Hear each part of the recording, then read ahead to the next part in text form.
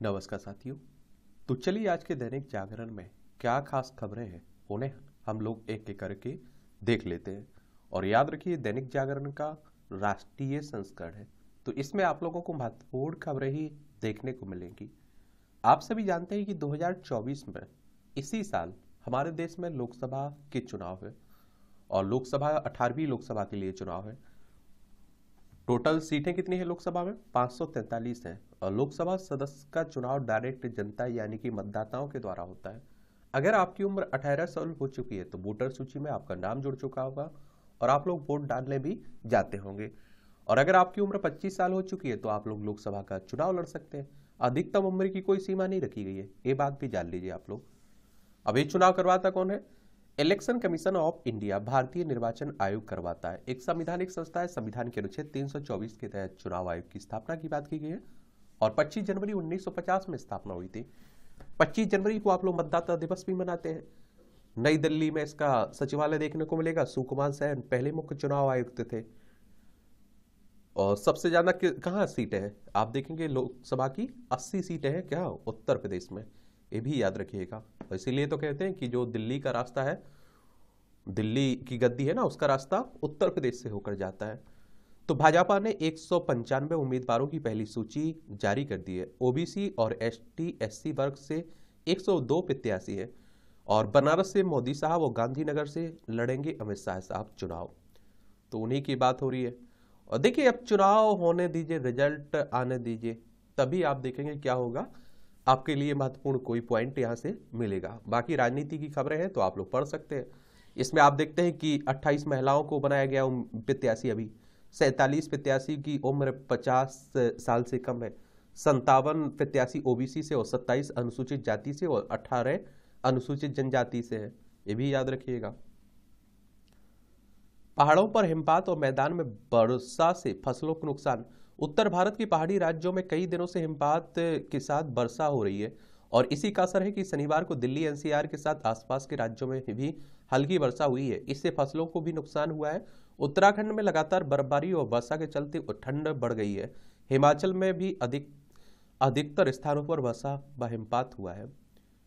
अब हर शहर में खुलेगा एक सहकारी बैंक, ये हमारे होम मिनिस्टर साहब कह रहे हैं। केंद्रीय सहकारिता मंत्री अमित शाह ने कहा कि सहकारिता क्षेत्र को समृद्ध करने के लिए हर शहर में कम से कम एक शहरी सहकारी बैंक की स्थापना होगी और उन्होंने सहकारी बैंकों को आम जनता की समृद्धि का रास्ता बताया हुआ है। शनिवार को राष्ट्रीय शहरी सहकारी वित्त एवं विकास निगम के उद्घाटन के बाद कार्यक्रम को संबोधित कर रहे थे। अब आप देखिए झारखंड में स्पेन की महिला से सामूहिक दुष्कर्म हुआ। यही आप देखते हैं कि हमारे देश की सबसे घटिया छवि आप देखते हैं कि बनाकर देता है। इस तरह की घटनाएं आती हैं और इस तरह के जो लोग होते हैं उन पर आप देखते हैं कि कड़ी से कड़ी कार्रवाई होनी चाहिए। और ये इस तरह की घटनाएं होती है तो देश की छवि बहुत बुरी बनती है, कोई गर्व की बात नहीं रहती है। ये भी याद रखिएगा। चीन से कराची जा रहे जहाज को भारत ने मुंबई तट पर रोका। इस जहाज में परमाणु व मिसाइल कार्यक्रम से जुड़ा सामान होने की आशंका है और भारतीय एजेंसियां जहाज पर मौजूद सामान की जांच पड़ताल में जुटी है। भारत करता है सूचनाओं का आदान प्रदान। सीएनसी मशीनों को 1996 से वासेनार व्यवस्था में शामिल किया गया। यह एक अंतर्राष्ट्रीय हथियार नियंत्रण व्यवस्था है जिसका उद्देश्य नागरिक और सैन्य दोहरे उपयोग वाले उपकरणों के प्रसार को रोकना है। भारत उन 42 सदस्य देशों में से है जो हथियारों व दोहरे उपयोग वाली वस्तुओं व प्रौद्योगिकियों के हस्तांतरण पर सूचनाओं का आदान प्रदान करता है।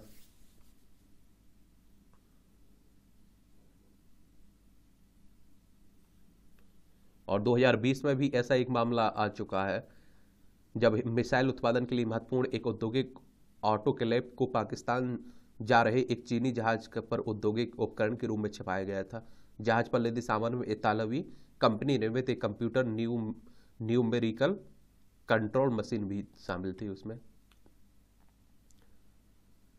राजग से डरी हुई है परिवारवादी पार्टियां। मोदी साहब कह रहे हैं बिहार गए हुए थे ना, तो वही बिहार में सत्ता परिवर्तन के बाद पहली बार पहुंचे पीएम। अब बहेगी विकास की गंगा। नौकरी के नाम पर जमीन कब्जा कर लेना सामाजिक न्याय नहीं, समाज से विश्वासघात है। या अब नीतीश कुमार आप देखिए, नीतीश कुमार फिर से मिल चुके हैं ना मोदी साहब के साथ। पूर्व मंत्री सत्येंद्र जैन के खिलाफ दी सीबीआई जांच की मंजूरी। दिल्ली सरकार ने तनातनी के बीच उपराज्यपाल बीके सक्सेना ने दिल्ली के पूर्व मुख्यमंत्री और आप नेता सत्येंद्र जैन के विरुद्ध ठग सुकेश चंद्र शेखर से 10 करोड़ की कथित वसूली मामले में भ्रष्टाचार निवारण अधिनियम की धारा 17(a) के तहत सीबीआई जांच की मंजूरी दी है। इनके भी बुरे दिन चल रहे हैं। आम आदमी पार्टी के सीबीआई यानी कि सेंट्रल ब्यूरो ऑफ इन्वेस्टिगेशन की बात कर रहा हूं। इसकी स्थापना आप देखते हैं कि कब हुई थी, 1 अप्रैल 1963 में नई दिल्ली में आप लोगों को हेडक्वार्टर देखने को मिल जाएगा। दुर्भाग्यपूर्ण है कि लोग समाधान के लिए खटखटाते हैं तंत्रिका का द्वार। बॉम्बे हाईकोर्ट ने कहा है कि यह दुर्भाग्यपूर्ण वास्तविकता है कि लोग अपनी समस्याओं के समाधान के लिए तांत्रिकों बाबाओं के दरवाजे खटखटाते हैं। मानसिक रूप से अक्षम लड़कियों के यौन शोषण के मामले में कथित तांत्रिक की आजीवन कारावास की सजा को बरकरार रखते हुए हाईकोर्ट ने यह टिप्पणी की है। हमारे देश में इससे चलता ही काम ही चलता है। आप देखते हैं लोग बड़े उससे और ये बाबा फिर इस तरह के कोई सामने आ भी जाते हैं। आसाराम बापू हो गए। सरकार की सख्ती के बाद गूगल ने बहाल किए हटाए गए कुछ ऐप। दिल्ली सरकार की सख्ती के बीच गूगल ने प्ले स्टोर से हटाए गए कुछ भारतीय ऐप बहाल कर दिए हैं। इन ऐप में नौकरी, काम और 99 एकड़ शामिल है।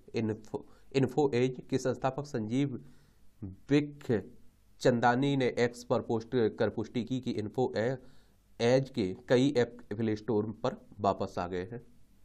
26/11 के साजिशकर्ता आजम चीमा की पाकिस्तान में मौत। मुंबई आतंकी हमला हुआ था ना, 26/11 की साजिश रचने वाले आजम चीमा की पाकिस्तान के फैसलाबाद शहर में मौत हो गई है। वह लश्कर-ए-तैयबा का खुफिया सरगना था।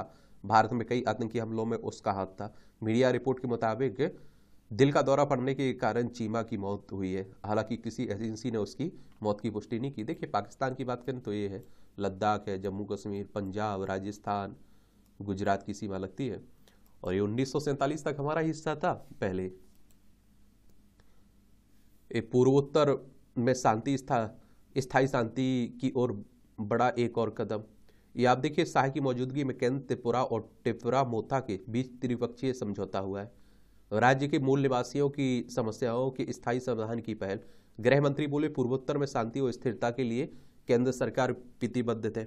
एक बार आप लोग त्रिपुरा देख लीजिएगा, क्योंकि आप सभी जानते हैं कि हमारा एक राज्य है त्रिपुरा। ये आप देखिए हमारा प्यारा भारत है, इसमें आप देखिए ये त्रिपुरा है। और अगरतला इसकी क्या है, राजधानी आपको देखने को मिलेगी। इसकी सीमा आप देखते हैं कि बांग्लादेश से लगती है, तीनों तरफ से बांग्लादेश घिरे हुए। और इसकी अंतरराज्यीय सीमा असम और मिजोरम से लगती है। विधानसभा में आप देखेंगे कितनी सीटें, 60 सीटें। राज्यसभा में 1 सीट है, लोकसभा में 2 सीटें हैं। 10,491 वर्ग किलोमीटर में फैला हुआ है, ये भी याद रखिएगा। और चीफ मिनिस्टर मानेक शाह है। इंदिरा सैना रेड्डी यहाँ के गवर्नर हैं। क्या है, गवर्नर है, ये भी याद रखिएगा। हिमाचल संकट का स्थायी समाधान निकालने पर मंथन कर रही कांग्रेस। 3 केंद्रीय पर्यवेक्षकों की रिपोर्ट जल्द कांग्रेस अध्यक्ष को सौंपे जाने की बात हो रही है। या आप देखते हैं कि कांग्रेस के विधायक ही बागी हो गए और फिर उन्हें आप देखते हैं उनकी विधानसभा सदस्यता रद्द कर दी गई। लेकिन फिर भी अभी पूरा समाधान नहीं हुआ है। कुछ और विधायक जा सकते हैं या कुछ हो सकता है। देखिए हिमाचल शिमला इसकी राजधानी है। और आप देखिए कि इसकी अंतर्राष्ट्रीय सीमा चाइना से लगती है। राज्यों में लद्दाख हो गया, जम्मू कश्मीर, पंजाब, हरियाणा, उत्तर प्रदेश, उत्तराखंड से लगती है। विधानसभा में 68 सीटें हैं, राज्यसभा में 3 सीटें हैं, लोकसभा में 4 सीटें हैं। 55,673 वर्ग किलोमीटर में फैला हुआ है। और शिव प्रताप शुक्ला यहाँ के राज्यपाल है। सुखविंदर सिंह सुक्खू यहाँ के चीफ मिनिस्टर है। मुख्यमंत्री आपको देखने को मिलेगी। भारत को घोर गरीबी के उन्मूलन में मिली कामयाबी। अमेरिका की थिंक टैंक वोकिंग्स इंस्टीट्यूशन ने 2022-23 के खपत खर्च डाटा के आधार पर किया अध्ययन। गरीबी रेखा से नीचे रहने वालों की संख्या 2011-12 की 12.2% से 2022-23 में 2% पर आई है। एक बात और आपको बता दो, देखिए हमारे देश में क्या है कि परिभाषा ही अजीब रखी गई है गरीबी की, तो उसी के कारण आप देखते हैं कि इस तरह के आंकड़े आते रहते हैं। गरीबी रेखा से नीचे रहने वालों की संख्या में बड़ी गिरावट। अध्ययन में कहा गया कि कुल आबादी में गरीबी रेखा से नीचे जीवन यापन करने वाले प्रतिदिन $1.90 से कम खर्च करने वाले वालों की संख्या 2011-12 की 12.2% से घटकर 2012-22-23 में 2% रह गई है। और यह गरीबी की संख्या में हर वर्ष 0.93% की कमी के बराबर है। ग्रामीण क्षेत्रों में गरीबी की संख्या घटकर 2.5% और शहरी क्षेत्रों में 1% रह गई है। दोनों अर्थशास्त्रियों ने जोर देकर कहा कि इस अनुमान में सरकार की ओर से करीब 2/3 आबादी को दिए गए बाने जाले अनाज, जो गेहूं, चावल और सार्वजनिक स्वास्थ्य व शिक्षा के आंकड़ा का उपयोग नहीं किया है। और लेख में कहा गया कि भारत में गरीबी की संख्या में जो गिरावट बीते 11 वर्षों में हुई, उससे पहले ये गिरावट 30 वर्षों में हुई थी। अच्छी बात है। अब आप देखिए, ये राष्ट्रीय राजधानी से जुड़ी हुई खबरें हैं। मनीष सिसोदिया, संजय सिंह की न्यायिक हिरासत 7 मार्च तक बढ़ गई है। इनके बुरे दिन चल रहे हैं। आप देखते हैं आम आदमी पार्टी के नेता जेल में बंद है ना, उन्हीं की बात हो रही है।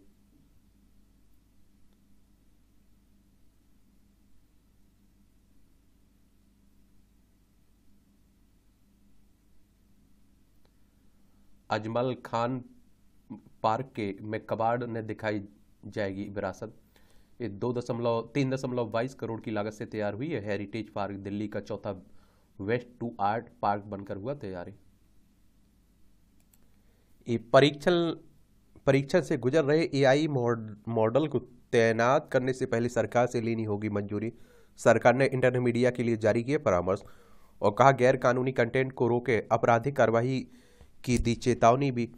और एआईवीए ने गूगल के खिलाफ कार्रवाई की मांग भी की है। ऑल इंडिया बार एसोसिएशन ने प्रधानमंत्री मोदी के कथित तौर पर गलत जानकारी फैलाने के गूगल के खिलाफ कड़ी दंडात्मक कार्रवाई करने की, ये आप देखते हैं कि शनिवार को मांग की गई है। एआई यानी कि आर्टिफिशियल इंटेलिजेंस, कृत्रिम बुद्धिमत्ता की बात हो रही है ना आजकल, तो उसी को लेकर बातें हो रही हैं। चीन से मजबूत संबंधों के लिए एलएसी पर शांति जरूरी है। पूर्वी लद्दाख के लंबित सीमा विवाद पर विदेश मंत्री जयशंकर का ये वक्तव्य है। कहा चीन से सीमा प्रबंधन समझौते का पूर्ण पालन चाहता है भारत। एलएसी यानी कि वास्तविक नियंत्रण रेखा की बात हो रही है, जो भारत और चीन के बीच आप लोग देखते हैं। लद्दाख हो, हिमाचल प्रदेश, उत्तराखंड, सिक्किम और अरुणाचल प्रदेश, 5 राज्यों की सीमा लगती है हमारी। न्यायालयों में मुकदमों की सुनवाई में तारीख पे तारीख वाली संस्कृति खत्म हो, हमारे सीजीआई साहब कह रहे हैं। और जिला न्यायाधीशों के सम्मेलन में मुख्य न्यायाधीश चंद्रचूड़ का आह्वान, कहा कि तभी लोगों का सोच बदलेगा और न्यायपालिका की छवि भी सुधरेगी। अब ये आप लोग सुनते रहते हैं ना कि लंबी प्रक्रिया होती है न्याय मिलने की और लंबे समय तक सुनवाई चलती है, तो उसी को लेकर बातें हो रही हैं। अनुच्छेद 21 संविधान का आत्मा है, नागरिकों की स्वतंत्रता सर्वोपरि है। शीर्ष कोर्ट ने कहा कि इससे संबंधित मामलों पर शीघ्रता से फैसला नहीं होने से व्यक्ति इस बहुमूल्य अधिकार से वंचित हो जाएगा। और अदालत ने कहा कि हाईकोर्ट द्वारा इससे संबंधित मामलों पर शीघ्रता से फैसला नहीं करने से आप देखते हैं व्यक्ति इस बहुमूल्य अधिकार से वंचित हो जाता है। जस्टिस बीआर गवई और जस्टिस संदीप मेहता की पीठ ने यह टिप्पणी की है। 29 जनवरी को शीर्ष अदालत के आदेश के बाद महाराष्ट्र में एक पार्षद की हत्या के मुख्य आरोपित अमोल विठल वहिले को जमानत दे दी है। और पीठ ने अपने हालिया आदेश में कहा कि इस प्रकार यह स्पष्ट है कि 29 जनवरी 2024 को इस अदालत के आदेश पारित करने से पहले हाईकोर्ट ने जमानत याचिका पर गुण दोष के आधार पर फैसला करने के बजाय इसे किसी न किसी आधार पर खारिज कर दिया था। चलिए, तो उसी को लेकर बातें हो रही हैं। और आप लोगों को मालूम है कि मनपसंद शादी की जो बातें होती रहती है ना, एक आपके प्रीलिम में पूछ लिया, आर्टिकल 21 के तहत वो अधिकार मिला हुआ है ना, आपसे प्रीलिम से पूछा गया है क्वेश्चन। और जो आपकी मॉक टेस्ट की क्लास रखी जा रही है ना, इसमें जरूर शामिल हुआ करिएगा। इसमें आपके महत्वपूर्ण क्वेश्चन शामिल किए जा रहे हैं और आपको काफी सहूलियत भी होगी। डॉक्सिंग पर नियंत्रण नहीं रखा तो हो सकता है गोपनीयता का उल्लंघन। दिल्ली हाईकोर्ट ने एक राजनेता के बारे में एक्स पर पोस्ट करने वाली महिला की याचिका पर की टिप्पणी, उसके खिलाफ किए गए 5 एक्स पोस्ट को हटाने का निर्देश दिया। जल शक्ति मंत्रालय ने शुरू की स्वच्छता ग्रीन लीफ रेटिंग पहल। एक केंद्र ने भारत के पर्यटन क्षेत्र में स्वच्छता प्रथाओं को बढ़ाने के प्रयासों के तहत लोकप्रिय स्थलों पर सौंदर्य और स्वच्छता मानकों को बढ़ाने के लिए स्वच्छता ग्रीन लीफ रेटिंग नामक पहल शुरू की है। अच्छी बात है। सानन पनबिजली प्रोजेक्ट की लीज पूरी, हिमाचल को नहीं मिला मालिकाना हक।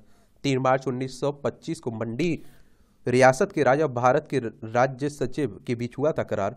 देश के बंटवारे से पहले लाहौर तक होती थी बिजली की सप्लाई, से लाहौर से ही हुआ था उद्घाटन। और 110 मेगावाट क्षमता के प्रोजेक्ट में सालाना 500 मिलियन यूनिट से अधिक बिजली उत्पादन होती है। ये आप देखिए 110 मेगावाट क्षमता के प्रोजेक्ट में बिजली उत्पादन में पंजाब सरकार के कोष में हर वर्ष करोड़ रुपए आ रहे हैं, और प्रोजेक्ट में सालाना 500 मिलियन यूनिट से अधिक बिजली उत्पादन होती है इसमें। और आप देखेंगे कि इसमें अगर हम बात करें तो पानी के बहाव का बदल का शासन में 11 मेगावाट, सानन में 48 मेगावाट क्षमता का पनविद्युत प्रोजेक्ट स्थापित करने का खाका पंजाब सरकार के मुख्य अभियंता कर्नल वीसी बेट्टी ने 1922 में तैयार किया, जब प्रोजेक्ट का निर्माण कार्य 1932 में पूरा हुआ था। इसका उद्घाटन लाहौर के शालीमार स्टेशन से 10 मार्च 1933 को हुआ था। 1966 में पंजाब के पुनर्गठन के बाद यह प्रोजेक्ट केंद्रीय सिंचाई ऊर्जा मंत्रालय ने पंजाब को सौंप दिया था। हिमाचल सरकार ने इस पर आपत्ति जताई थी। 1925 में हुए करार के अनुसार मंडी रियासत को मुफ्त बिजली देने का निर्णय हुआ था। 1982 के बाद पंजाब ने बिजली सप्लाई बंद कर दी। राजा जोगेंद्र सेन बहादुर का सानन प्रोजेक्ट के लिए करार का मकसद मंडी रियासत के लोगों को बिजली उपलब्ध करवाना था। हिमाचल सरकार प्रोजेक्ट की मालिकाना हक को लेकर कई बार आवाज उठा चुकी है, लेकिन पंजाब सरकार हर बार ठेंगा दिखा देती है एक तरह से। ये आप देखिए पंजाब, यही आप देखिए हिमाचल प्रदेश है। भारत श्रीलंका के बीच रामायण एक साझी सांस्कृतिक विरासत है, और श्रीलंका आप देखते हैं रावण के रूप में आप लोग जानते हैं ना उसे। केंद्रीय मंत्री मीनाक्षी श्रीलंका के मंत्री जीवन थोड़ा मन ने संयुक्त रूप से प्रदर्शनी का उद्घाटन किया। नेशनल आर्ट गैलरी में 2 महीनों तक चलेगी चित्र काव्यम रामायण प्रदर्शनी। ये आप देखिए श्रीलंका है, पाक जलमरू मन्नार की खाड़ी, यही आप लोगों को देखने को मिल जाएगी भारत और श्रीलंका के बीच। ये चुनाव से जुड़ा हुआ है ये महासमर। 1962 में चुनाव से किसान और ग्रामीण पृष्ठभूमि के जनप्रतिनिधियों की संख्या संसद में बढ़ने लगी। इससे पहले लोकसभा में अंग्रेजी बोलने वाले और उच्च मध्य वर्ग का प्रतिनिधित्व रहता था। इस चुनाव के बाद परिदृश्य में बदलाव आया और बड़े दलों के भी छक्के छुड़ाते रहे क्षेत्रीय दल। ये 15 से 25% सीटों पर मुख्य मुकाबला से दूर है भाजपा कांग्रेस। 97 सीटों पर नंबर 1 और 2 की लड़ाई में भी नहीं थे दोनों बड़े दल। 2019 में द्रमुक और अन्ना द्रमुक में संघर्ष। तमिलनाडु में कांग्रेस ने आखिरी बार 1962 में सरकार बनाई थी। शुरू में द्रमुक का दबदबा हुआ। 1972 में एमजीआर ने अन्ना द्रमुक बनाकर कांग्रेस को तमिलनाडु से लगभग बाहर कर दिया। मुख्य मुकाबला द्रमुक और अन्ना द्रमुक में ही होने लगा। 2014 में यह अकेली लड़कर कांग्रेस ने 4.3% वोट से आगे नहीं बढ़ पाई, उसका खाता भी नहीं खुला। भाजपा भी सफलता से बहुत दूर है। कांग्रेस कमजोर, भाजपा को फायदा 2014-19 के चुनाव में। क्षेत्रीय दलों ने पिछले लोकसभा चुनाव में झटकी ली थी 145 सीटें। जो क्षेत्रीय दल है ना उन्हीं की बात हो रही है। ये आप देखिए फीकी पड़ी नेहरू की चमक। ये आप देखिए 1962 में तीसरा आम चुनाव हुआ, नेहरू का करिश्मा अवतार पर था। तीसरे लोकसभा चुनाव में भी कांग्रेस ने 361 के सीटों के साथ जीत हासिल की, लेकिन पिछले 2 चुनाव की तुलना में उनका प्रदर्शन कमजोर रहा। चुनाव से पहले पंडित नेहरू के ही दामाद सांसद फिरोज गांधी ने मुंद्रा कांड उजागर किया, जिसके चलते वित्त मंत्री कृष्णामचारी को त्यागपत्र देना पड़ा था। कुल सीटें कितनी थी? 494। ये भी याद रखिएगा। बहुमत के लिए 248 चाहिए होती थी। आयुष्मान भाव, सुधर रही है स्वास्थ्य सेवाओं की सेहत। मोदी सरकार ने सस्ते इलाज के लिए बुनियादी ढांचे की दशा ठीक की है, और लेकिन आप देखते हैं कि मेडिकल कॉलेजों की संख्या के साथ ही एमबीबीएस व पीजी की सीटें भी बढ़ी हैं। आयुष्मान भारत, तो 30 करोड़ से अधिक आयुष्मान कार्ड जारी हुए। 6 करोड़ के करीब अब मरीजों का हुआ इलाज, और 70,000 करोड़ रुपए की बचत हुई बीमार गरीबों की। 26,617 है पैनल से जुड़े अस्पतालों की संख्या। 1.61 lakh health and wellness centre Ayushman आरोग्य मंदिर, और 205 करोड़ मरीजों ने की हुई है कुल जांच। 1,11,054 आयुष्मान आरोग्य मंदिर में उपलब्ध है ई संजीवनी सेवाएं। और ई वेस्ट और वायु प्रदूषण जैसी चुनौतियों से राहत की जगह उम्मीद। स्वस्थ समाज के लिए स्वच्छ हवा पानी की जरूरत है, मगर किसी ने इसके लिए ठोस प्रयास नहीं किए। मोदी सरकार ने इसे समझा और देश में हर वर्ष पैदा हो रहे 1 लाख टन 11 लाख टन से अधिक ई कचरे के निस्तारण की एक नई नीति बनाई है, जिसमें ई वेस्ट रिसाइकलिंग को एक नए उद्योग का स्वरूप दिया जा रहा है। और आप लोग देखते होंगे कि आपके गेट के सामने एक गाड़ी रुकती है और कचरा, गीला कचरा अलग, सूखा कचरा अलग लेके जाती है। ये मातृ मृत्यु दर और बाल मृत्यु दर में सुधार, तो कुल स्वास्थ्य खर्च में कमी, ये आप देखते हैं कि 2013-14 में 64.2% और 2019-20 में 47.1%। जापानी इंसेफ्लाइटिस के मामलों में बड़ी गिरावट, 2014 में 1661 थे, 2023 में 828 है। वर्तमान मूल पर सरकारी स्वास्थ्य व्यक्ति तो प्रति व्यक्ति में 2013-14 में आप देखिए 1042 थे, 2019-20 में 2014 है। कुल अंग प्रत्यारोपण में दर्ज की गई बढ़ोतरी, 2014 में आप देखिए 4990 थे और 2023 में 12533 हो गए। 5 साल के कम उम्र के बच्चों की मृत्यु दर प्रति 1000 में 2014 में 45 थी, 2020 में आप देखते हैं 32 हो गई। देश में आप देखते हैं कि एम्स की संख्या 2014 में 6 थी और 2022 में 22 हो गई। मेडिकल कॉलेज 387 थे 2014 में और 82 आप देखते हैं कि 42% की बढ़ोतरी हुई है। अब कितने हो गए? 706 हो गए 2024 में। MBBS की स्नातक की सीटें तो 51,348 2014 में थी, 112% की बढ़ोतरी हो रही। और आप देखते हैं कि 1,08,848 हो गई 2024 में। PG की सीटें 31,185 थी 2014 में, 126% की बढ़ोतरी हुई और 70,431 हो गई 2024 में। स्वीकृत जिला अस्पताल तो 95 थे 2014 में, अब 725 हो गई 2023-24 में। और ई वेस्ट से निपटने के लिए ऐसे बड़े कदम देख सकते हैं आप लोग, सभी आंकड़े लाख टन में है। 2016-17 में 0.23 था और 2000 अभी आप देखते हैं 21-22 में आप देखिए 5.27 लाख टन हो गया है। अच्छी बातें हैं।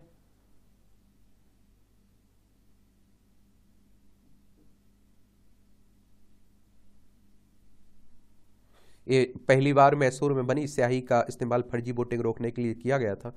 बोर्ड पर प्रदर्शित किए गए थे चुनावी नतीजे 1962 में। ये आप देखिए लोकसभा के चुनाव के नतीजे को पहली बार दिल्ली के कन्नॉट प्लेस में एक डिस्प्ले बोर्ड पर प्रदर्शित किया गया था। एक्सप्रेसवे पर चुनावी रणनीति की गाड़ी भर रही रफ्तार, ये आप देखिए 60% तक बढ़ी राष्ट्रीय राजमार्गों की लंबाई 10 वर्षों में, 10% ही रह गए 2 लेन के हाईवे। गडकरी जी आप देखते हैं कि सबसे अच्छे मंत्री के रूप में इनकी पहचान है। 2019 में मतदाताओं की भागीदारी रही अधिक, 45.7% रहा मतदान का 1992 में हुए पहले आम चुनाव में। और आप देखिए 47.4% मतदाताओं ने 1957 के चुनाव में किया था मताधिकार का प्रयोग और 55.4% मतदाताओं ने 1962 में चुनाव में दर्ज कराई भागीदारी। और 5 करोड़ तक कम हो गई पात्र मतदाताओं की संख्या 1962 के चुनाव में। 70.7 करोड़ थे 2009 में कुल मतदाता। 66.6% हो गया मतदान का प्रतिशत बढ़कर 2014 में। 67.4% मतदाताओं ने 2019 के आम चुनाव में किया मतदान। और एक तो क्या रहता है कि आप सभी जानते हैं कि एक वो रहता है, जागरूक रहता है, तो वो अपने वोट की कीमत जानता है, वो वोट डालने जाता हो। और अभी 2019 में सबसे ज्यादा वोट हुआ परसेंट बीजेपी के पास आप देखिए 303 सीटें हैं अभी। सरकार की तो गिरा मतदान का प्रतिशत, वर्ष 1991 के आम चुनाव में मतदान का प्रतिशत 61.9% से गिरकर 55.9 हो गया। वर्ष 1991 का आम चुनाव सरकार गिरने की वजह से हुआ था और वर्ष 1999 में भी कम प्रतिशत का ट्रेंड दिखा। 1984 के चुनाव में मतदान का प्रतिशत बढ़कर 64% हो गया। तत्कालीन प्रधानमंत्री इंदिरा गांधी की हत्या के बाद यह चुनाव हुआ था। इस चुनाव में कांग्रेस के पक्ष में सहानुभूति की लहर थी और इससे पहले 1980 के चुनाव में 56.9% नागरिकों ने मताधिकार का प्रयोग किया था। अब बार बार चुनाव करवाओगे तो आप देखते हैं कि मतदाताओं की रुचि घटने लगती है और इसीलिए तो कहा जा रहा है कि एक बार चुनाव होगा तो और बढ़ेगा प्रतिशत, क्योंकि लोग सोचेंगे एक ही बार तो देना है, 5 साल में फुर्सत हो जाएंगे। ये राजनीति की खबरें हैं। मोदी साहब लड़ेंगे तीसरी बार बनारस से, ये तो आप लोगों ने जान ही लिया है। चलिए ये भी आप देखें। और बनारस में आप देखते हैं कि 1952 में रघुनाथ सिंह कांग्रेस के पहली बार थे, फिर 1957 में रघुनाथ सिंह, फिर 1962 में रघुनाथ सिंह, फिर 1967 में SN सिंह सीपीएम के थे, 1971 में राजाराम शास्त्री कांग्रेस के थे, 1977 में चंद्रशेखर भारतीय लोक दल के, 1980 में कमलापति त्रिपाठी कांग्रेस के, 1984 में श्यामलाल यादव कांग्रेस के, 1989 में अनिल शास्त्री जनता दल के, 1991 में शीश चंद दीक्षित भाजपा के, 1996 में शंकर प्रसाद जायसवाल भाजपा के, 1998 में शंकर प्रसाद जायसवाल भाजपा के, 1999 में शंकर प्रसाद जायसवाल भाजपा के, 2004 में डॉक्टर राजेश मिश्रा कांग्रेस के, 2009 में डॉक्टर मुरली मनोहर जोशी भाजपा के, 2014 में नरेंद्र मोदी और 2019 में नरेंद्र मोदी साहब, और अब 2024 में लड़ रहे हैं।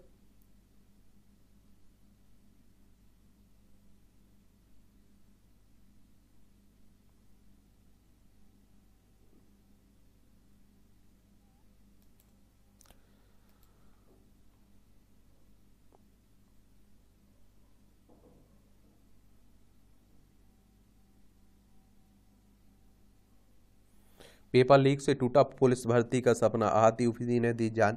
मैं आप लोगों से कहता हूँ ना, समीक्षा अधिकारी व सहायक समीक्षा अधिकारी की परीक्षा भी निरस्त कर दी गई। आप देखते हैं कि इस तरह के पेपर लीक होते हैं तो आप देखते हैं मनोबल हमारा गिरता है बच्चों का, और आप देखते हैं बार बार पेपर देना, फिर भी भरोसा ना रहना पेपर में। तो ये भी आप देखें, नदी के नीचे चलेगी मेट्रो, पीएम 6 मार्च को करेंगे शुभारंभ। 16 किलोमीटर की रूट में 10.8 किलोमीटर हिस्सा जमीन के अंदर होगा, इसमें नदी के नीचे का हिस्सा भी शामिल है। हावड़ा मैदान, नदी की तलहटी में से 13 मीटर नीचे है सुरंग, आप देखते हैं ये सुरंग आप देख रहे हैं, और 13 मीटर ऊपर आप देखते हैं कि ये जल 15 मीटर, ये देख लीजिए। हुगली नदी के नीचे 520 मीटर लंबी है सुरंग, 5.5 मीटर है प्यास महाकरण। ये अप्रैल 2016 से हावड़ा वाली छोर से सुरंग के निर्माण का काम शुरू हुआ था। अप्रैल 2017 से नदी के नीचे से सुरंग बनाने का काम आरंभ किया गया। मार्च 2018 में एस्प्लेनेड के कर्जन पार्क तक सुरंग बनकर तैयार हुई थी। इस रूट पर मेट्रो की अधिकतम रफ्तार 80 किलोमीटर प्रति घंटे होगी। हावड़ा मैदान से एस्प्लेनेड जाने में वह 6 मिनट का समय लगेगा। 2035 तक इस रूट से 10 लाख यात्री करेंगे सफर। यह परियोजना पूरे होने पर हावड़ा मैदान से साल्ट लेक सेक्टर 5 से जुड़ेगी। देश की पहली मेट्रो भी कोलकाता में 24 अक्टूबर 1984 को शुरू हुई थी। चलिए, अच्छी बात है। आज रविवार है, आप देखते हैं कोई तो ये रविवार की खबरें हैं। अब तो हम लोग डेली उसी में आपके सवाल ले लिया करेंगे, और वैसे भी मैं जवाब दे देता हूँ कमेंट के नीचे, और अगर आप मॉक टेस्ट दिया करिएगा ना तो वही बता दिया करिएगा अपने सवाल, ठीक है। रेशम उत्पाद में बदलाव कर चीन को पछाड़ने की तैयारी है। तकनीक और नवाचार से नया रूप गढ़ रहा है वस्त्र उद्योग हमारा। चिकित्सा उत्पादों से दक्षिण की ऊन की बढ़ रही है पहुंच, देख सकते हैं। युवाओं को जो टेक्निकल से टेक्सटाइल की बढ़ेगी छवि, 50% तक लाभ होगा टेक्निकल टेक्सटाइल के उत्पादों में। 50 युवाओं को 50 लाख की धनराशि NTTM के तहत स्टार्टअप के लिए दी जाएगी। चलिए, आप लोग देखिए।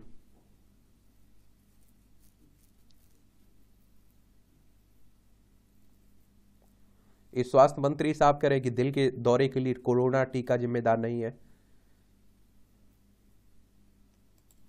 बायजूस के 20,000 कर्मचारियों को वेतन देने में हो रही देरी। ये दिग्गज एडटेक प्लेटफॉर्म है ना, इसके बुरे दिन आप देखते हैं शुरू हो चुके हैं। विशेष कारोबारी सत्र में सेंसेक्स और निफ्टी नई ऊंचाई पर है। दूसरे सत्र के बाद 60 अंक बढ़कर आप देखिए 73,806 पर बंद हुआ है सेंसेक्स। और कारोबार दूसरी वेबसाइट पर ले जाने के लिए हुए विशेष सत्र। किसानों मछुआरों के हितों की रक्षा में सफल रहा भारत। केंद्रीय वाणिज्य एवं उद्योग मंत्री ने कहा, भारत WTO की कॉन्फ्रेंस से पूरी तरह संतुष्ट है। पब्लिक स्टॉक होल्डिंग और मछुआरों की सब्सिडी में कटौती पर नहीं बन सकी सहमति। 2 नए देशों को मिली WTO की सदस्यता। MC13 में आप देखिए 2 नए देश कोमोरोस और तिमोर लेस्ते को WTO की सदस्यता मिल गई है। इसके साथ ही WTO के सदस्य देशों की संख्या 166 हो गई, अभी तक 164 थी। 22 और देशों ने WTO की सदस्यता के लिए आवेदन किया है। MC13 में एक और महत्वपूर्ण फैसला यह लिया गया कि अति कम विकसित देशों को अपने दायरे में से बाहर निकलकर विकासशील देशों के दायरे में शामिल होने पर पहले 3 साल उन्हें विभिन्न व्यापारिक राहत जारी रहेगी। WTO यानी कि वर्ल्ड ट्रेड ऑर्गेनाइजेशन की बात हो रही है। 1 जनवरी 1995 में स्थापना हुई थी। जेनेवा स्विट्जरलैंड में उसका हेडक्वार्टर देखने को मिलेगा। इस तरह के संगठनों के बारे में याद रखा करिए, क्वेश्चंस पूछा जाता है कई बार।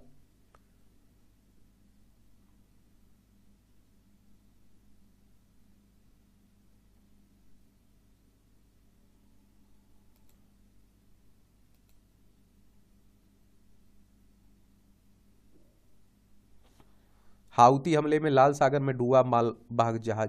पिछले महीने किए गए हमले में हो गया था क्षतिग्रस्त। जहाज 41,000 टन फर्टिलाइजर लेकर जा रहा था। ये आप देखिए, ये हमारा प्यारा भारत है एशिया में। यहाँ से आप देखेंगे ये अरब की खाड़ी है, अदन की खाड़ी है, ये लाल सागर है, ये भूमध्य सागर है। यही इजराइल देखने को मिलेगा। यही आप देखते हैं कि हमले किए जा रहे हैं जहाजों पर हाउती विद्रोहियों के द्वारा। अमेरिका ने पहली बार गाजा में भोजन के हजारों पैकेट गिराए। तीन तीन सी 130 विमानों ने 35,000 से अधिक खाने के पैकेट गिराए। वार्ता से पहले इजराइल ने हमास से जीवित बंधकों की सूची मांगी। ये चल रहा है। सहायता काफिले के पास मौजूदा लोगों पर इजरायली सेना ने चलाई थी गोलियां। यूरोपीय संघ कह रहा है इजराइल हमास में चल ही रहा है।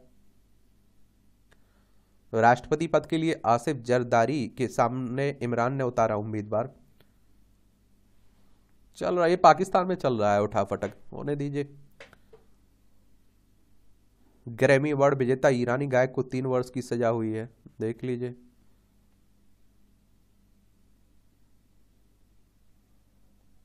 ये आप देखिए, ईरानी गायक को यह सजा महसा अमीनी की मौत के बाद 2022 में भड़के प्रदर्शन के समर्थन में गीत गाने के लिए दी गई है। इस्लामी अतिवादी व ध्रुव दक्षिणपंथी समूह चरमपंथ का जहर फैला रहे हैं, ऋषि सुनक साहब कह रहे हैं। ढाका शॉपिंग मॉल अग्निकांड में 3 गिरफ्तार हुए बांग्लादेश में। अमेरिका में बर्फीला तूफान। कैलिफोर्निया में शक्तिशाली बर्फीले तूफान के कारण सेरा निवादा के पर्वतीय इलाकों में बर्फ की मोटी चादर बिछ गई। यह तस्वीर ट्रॉकी क्षेत्र की है, जहां रेल लाइनों पर बर्फ जमा होने से रेल यातायात बाधित हो गया है। कुछ ऊंचाई वाले इलाके में 12 फीट तक बर्फबारी हुई है। और आप देखेंगे कि 100 मील प्रति घंटे की रफ्तार से हवा चल रही है। मौसम विभाग ने लोगों से घरों में ही रहने की अपील जारी की है। अब आप देखिए, खेल का क्षेत्र है, इसमें भी देख लिया करिए किस खेल का संबंध किस खेल से है, खिलाड़ी का संबंध किस खेल से है। मध्य प्रदेश ने विदर्भ को सस्ते में समेटा, आवेश चमके। रणजी ट्रॉफी में मिनोर रोड फाइनल में गत चैंपियन एलेक्स डी मिनोर ने अपने खिताब के बचाव की एक और कदम बढ़ाते हुए मैक्सिको ओपन टेनिस टूर्नामेंट के फाइनल में प्रवेश किया और उनका सामना कैस्पर रोड से होगा। डबल्स चैंपियंस में बनी अंकिता। भारत की शीर्ष महिला टेनिस खिलाड़ी अंकिता रैना ITF महिला ओपन में शनिवार को यहां कजाकिस्तान की जोड़ीदार जीबेक कोलंबा एवं के साथ डबल्स खिताब जीतने में सफल रही, परंतु सिंगल्स स्पर्धा में के सेमीफाइनल में गैर बढ़िए एओनवो कू से सीधे सेटों में हार गई। अजीब नाम होते हैं इनके। पेंगोला सेमीफाइनल में शीर्ष वरीयता प्राप्त जेसिका पेंगुला ने 3 सेट तक चले रहे मुकाबले में अन्ना वेलेंकोवा को 6-1, 6-2, 6-6-2 से हराकर सैन डिएगो ओपन के सेमीफाइनल में प्रवेश किया। मेसी नहीं खेलेंगे US ओपन। अर्जेंटीना के दिग्गज फुटबॉल लियोन मेसी है ना, उन्हीं की बात हो रही है। RCB की लगातार दूसरी हार, शीर्ष पर पहुंचे गत चैंपियन। ये महिला प्रीमियर लीग हो रही ना, उसी की बात हो रही है। भगवान बने मालिक तब हो पाया टूर्नामेंट। शहीद विजय सिंह पाथिक स्पोर्ट्स कॉम्प्लेक्स में खेले जा रहे इंडियन वेटरन प्रीमियर लीग को सफलतापूर्वक कराने के लिए आयोजकों ने अनोखा कदम उठाया, जिसकी चर्चा चारों ओर हो रही है। लीग के लिए जारी होने एक्रीडिटेशन कार्ड पहले भगवान के नाम पर बनाया गया। फिलिप्स के 5 विकेट के बावजूद मुश्किल में न्यूजीलैंड क्रिकेट। महाशिवरात्रि में स्पीड पोस्ट से पाए श्री काशी विश्वनाथ मंदिर का प्रसाद, देख लीजिए। झलक दिखला जा 11 की विजेता बनी मनीषा रानी, अब बॉलीवुड है सपना। ये आप देखिए, इंदौर में तैयार हुई BSF की पहली महिला स्नाइपर, अच्छी बात है। सीमा सुरक्षा बल की बात हो रही है। ये हमारे लिए मतांतरण का अर्थ राष्ट्रांतरण है, हम सहन नहीं करेंगे, विष्णुदेव राय कह रहे हैं। अंतरिक्ष फतर करने के लिए तैयार है शुभांशु। हाल ही में PM नरेंद्र मोदी ने गगनयान मिशन के लिए चुने गए 4 अंतरिक्ष यात्रियों के नाम की घोषणा की। इस group captain Prashant Nair, group captain Ajit Krishnan, group captain Angad Pratap और बिग कमांडर शुभांशु शुक्ला। इनमें से शुभांशु शुक्ला उत्तर प्रदेश के लखनऊ के एनडीए में प्रवेश के बाद फाइटर पायलट के रूप में प्रशिक्षित हुए। शुभांशु शुक्ला कई बार आसमान का सीना चीर कर बहादुरी दिखा चुके हैं, लेकिन इस बार वह अंतरिक्ष के सफर पर जा रहे हैं। आइए इन्हीं के बारे में आप देख सकते हैं। सैकड़ों आवेदनों में पहले 12 की पहचान, फिर 4 का चयन हुआ है। इसमें पढ़ सकते हैं। चमकता हुआ सितारा है अनुष अग्रवाल। ये अनुष का अर्थ होता है चमकता हुआ सितारा, और युवा घुड़सवार अनुष अग्रवाल अपने इस नाम को चरितार्थ कर रहे हैं। पिछले साल एशियाई खेलों में पदक जीतने वाले इस घुड़सवार ने हाल ही में भारत को ओलंपिक कोटा दिलाया है। उन्होंने पोलैंड, नीदरलैंड और जर्मनी, बेल्जियम के खिलाड़ियों को पछाड़कर यह उपलब्धि हासिल की है। 2022 में International Equestrian Federation dressage World Cup में 12वां स्थान, 2021 में इंटरनेशनल इक्वेस्ट्रियन फेडरेशन ड्रेसेज यूरोपीय चैंपियनशिप में 15वां स्थान, 2018 में एशियन खेलों टीम में ड्रेसेज इवेंट में 4था स्थान हासिल किया था। एक बात और आपको बता दूं, देखिए ये आप लोगों के लिए मोटिवेशनल कहानियां रहती हैं। हकीकत में अगर आप 100% अपने क्षेत्र में दे रहे हैं तो 100% ये भी मानिए कि आपको सफलता मिलेगी। 150 किलो तक वजन सह सकती प्रोफेसर अंकित की यह कुर्सी बांस के सामान व मेज कुर्सियों से हम सभी परिचित हैं, लेकिन क्या आपने ऐसी बांस की कुर्सी के बारे में सुना है जो 150 किलोमीटर तक वजन सह सकती है, 20 साल तक चलेगी? गुजरात की सूरत स्थित वीर नर्मद दक्षिण गुजरात विश्वविद्यालय के प्रोफेसर अंकित कुमार चांगावाला ने बम्बूसा बांस से ऐसी कुर्सी बनाई है। भारत में पहली बार बांस की कुर्सी या फर्नीचर की पेटेंट दिलाया है। उनके इस नवाचार से एक और जहां दक्षिण गुजरात में बहुतायत में पाए जाने वाला बम्बूसा यानी कि बांस व फर्नीचर निर्माण के क्षेत्र में इसे बड़ी उपलब्धि मानी जाएगी। अच्छी बात है। आप देखेंगे यहां भी आपको जनरल नॉलेज की जानकारी मिल जाती है, परीक्षा के पॉइंट से भी पॉइंट मिल जाते हैं।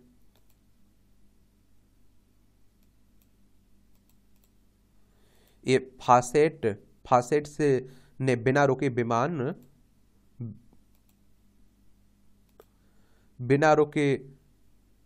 विमान से पूरा किया दुनिया का चक्कर। 2005 में आज ही के दिन अमेरिका के स्टीव फासेट बिना रुके विमान से दुनिया का चक्कर पूरा करने वाले पहले व्यक्ति बने। और उन्होंने प्रायोगिक जेट विमान ग्लोबल फ्लायर से 40,234 किलोमीटर की दूरी 67 घंटे में पूरी की थी। 13 टैंकों वाले इस खास विमान को बनाने में 5 साल लग गए।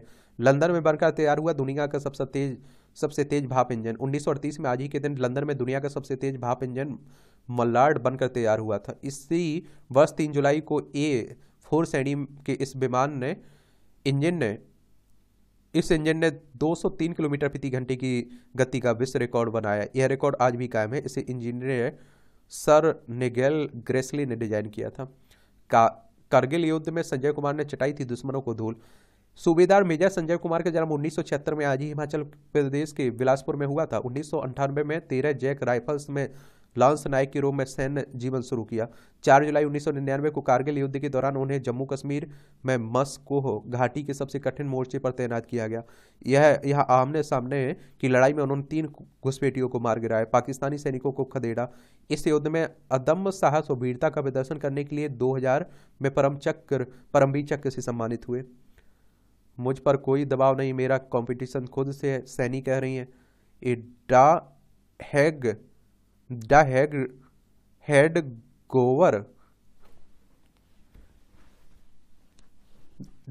हेडगेवार स्मृति स्थल पहुंची मिस वर्ल्ड प्रतिभागी। 71वीं मिस वर्ल्ड प्रतियोगिता में शामिल होने आई 6 मिस वर्ल्ड प्रतिभागियों ने नागपुर में स्थित डॉक्टर हेडगेवार स्मृति में स्थल का दौरान किया और आरएसएस के संस्थापक को श्रद्धांजलि अर्पित की है। मिस वर्ल्ड ऑर्गेनाइजेशन की अध्यक्ष और सीईओ जूलिया मार्ले भी उनके साथ थे। 71वें मिस वर्ल्ड प्रतियोगिता में भारत का प्रतिनिधित्व कर रही है सैनी। कहा, मैं प्रियंका की तरह अपनी राय को खोलकर व्यक्त करती हूँ। चलिए अच्छी बात है। देश को जल्द मिलेगा स्वदेशी क्वांटम कंप्यूटर, तेजी से गणना करने के लिए करेगा फोटॉन का उपयोग और क्वांटम कंप्यूटिंग तकनीक से विभिन्न क्षेत्रों में आएगी क्रांति। वीडियो व तस्वीर जैसे इनपुट को सहजता से संसाधित भी करेगा। अच्छी बात है। 3 महत्वपूर्ण घटक किए जा रहे विकसित। संस्थान क्वांटम कंप्यूटर प्रणाली को एक साथ 16 टास्क से लेकर 1024 टास्क तक बढ़ाने पर ध्यान केंद्रित कर रहे हैं और इसके लिए 3 महत्वपूर्ण घटक विकसित किए जा रहे हैं। एक एकल फोटॉन स्रोत, एक चरण संवेदनशील एकल फोटॉन एवलांच डायोड और एक बहुउद्देशीय कोइंसिडेंस काउंटर। यह घटक क्वांटम कंप्यूटर के निर्माण के लिए महत्वपूर्ण है। जापानी गुड़ियों का पिरामिड। सब जब भी गुड़ियों का नाम आता है तो जहन में अपनी गुड़िया का अक्स उभरता है। सैतामा प्रांत के कोनोन्सु शहर के एक मॉल में जापानी गुड़िया हिना मसूरी प्रदर्शित की गई। गुड़ियों को पिरामिड में सजाया गया। हिना एक पारंपरिक गुड़िया है जिसे रानी के रूप में सजाया जाता है। वैसे मिट्टी लकड़ी से बनी गुड़िया अमेरिका, एशिया, अफ्रीका और यूरोप में पाई जाती है। आधुनिक गुड़िया निर्माण की शुरुआत 15वीं शताब्दी में जर्मनी में हुई थी, लेकिन आज जापान की गुड़ियों की विशिष्ट पहचान है। यहाँ प्रतिवर्ष गुड़िया महोत्सव भी मनाया जाता है। रक्त परीक्षण से होगा, ये आप देखिए, सार्काइडोसिस का निदान। 8 से 11 लोग पीती, 1 लाख लोग सार्काइडोसिस से प्रभावित हैं संयुक्त राज्य अमेरिका में। ये क्या होता है सार्काइडोसिस? इस बीमारी में फेफड़े, लिम्फ नोड्स, त्वचा, आंखें और आपके शरीर के अन्य हिस्सों में गांठें बन जाती हैं। लक्षणों में खांसी, सांस लेने तकलीफ, पेंडेलियो पर कोमल घाव, आंखों में दर्द, लालिमा शामिल है और कई मामले अपने आप या फिर इलाज से ठीक हो जाते हैं, लेकिन कभी कभी यह पुरानी स्थिति बन जाती है। एआई की मदद से प्रोस्टेट कैंसर के 2 उपप्रकार का पता चला है। विज्ञानियों ने प्रोस्टेट कैंसर से अधिक जानकारी हासिल करने के लिए एआई का प्रयोग किया। इससे इसके एक नए रोग का पता चला है। विज्ञानियों का कहना है कि शोध बीमारी के निदान के उपचार के तरीकों में क्रांतिकारी बदलाव लाकर हजारों लोगों की मदद कर सकता है। ऑक्सफोर्ड विश्वविद्यालय के प्रमुख शोधकर्ता और डैन वुडकॉक ने कहा है कि शोध दर्शाता है कि प्रोस्टेट ट्यूमर कई मार्गों से विकसित होता है, जिसमें 2 अलग अलग प्रकार की बीमारियां होती हैं। वुडकॉक ने कहा है कि यह समझ महत्वपूर्ण है क्योंकि यह हमें केवल व्यक्तिगत जीन उत्परिवर्तन व अभिव्यक्ति पैटर्न के बजाय कैंसर के कैसे विकसित होता है इसके आधार पर ट्यूमर को वर्गीकृत करने की अनुमति देती है। टीम के उद्देश्य एक आनुवंशिक परीक्षण विकसित करना है जो पारंपरिक स्टेजिंग और ग्रेडिंग के साथ मिलकर प्रत्येक रोग के लिए अधिक सटीक पूर्वानुमान प्रदान कर सके, जिससे उसके अनुरूप इलाज के लिए निर्णय ले सके। शोधकर्ताओं ने 159 रोगियों के संपूर्ण जीनोम अनुक्रमण का उपयोग किया है। एक तरह से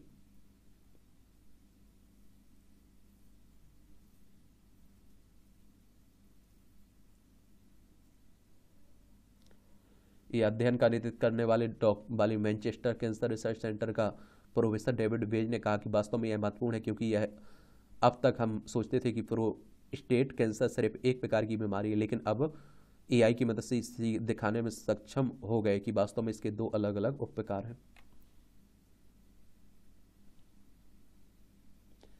बगीचे में मिला विश्व युद्ध के समय का बम शेल्टर लंदन में। गुफा की 8 टन वजनी कलाकृति।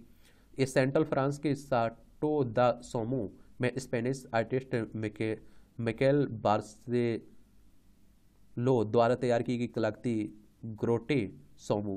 द सोमो गुफा सेरेमिक से तैयार इस कलाकृति का वजन लगभग 8 टन है। इसे आप देखेंगे मालोर्का में एक विशेष भट्टी में पकाया गया और पहले नाव से फिर वाहनों के माध्यम से लाकर यहाँ स्थापित किया गया। ये आप मूवियों से जुड़ी हुई खबरें देखना हो तो देख सकते हैं आप लोग।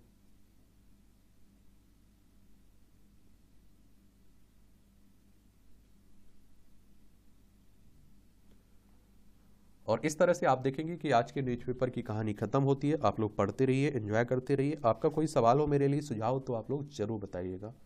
मेरी तरफ से शुभकामनाएं। ईमानदारी से मेहनत करिए आप लोग। धन्यवाद।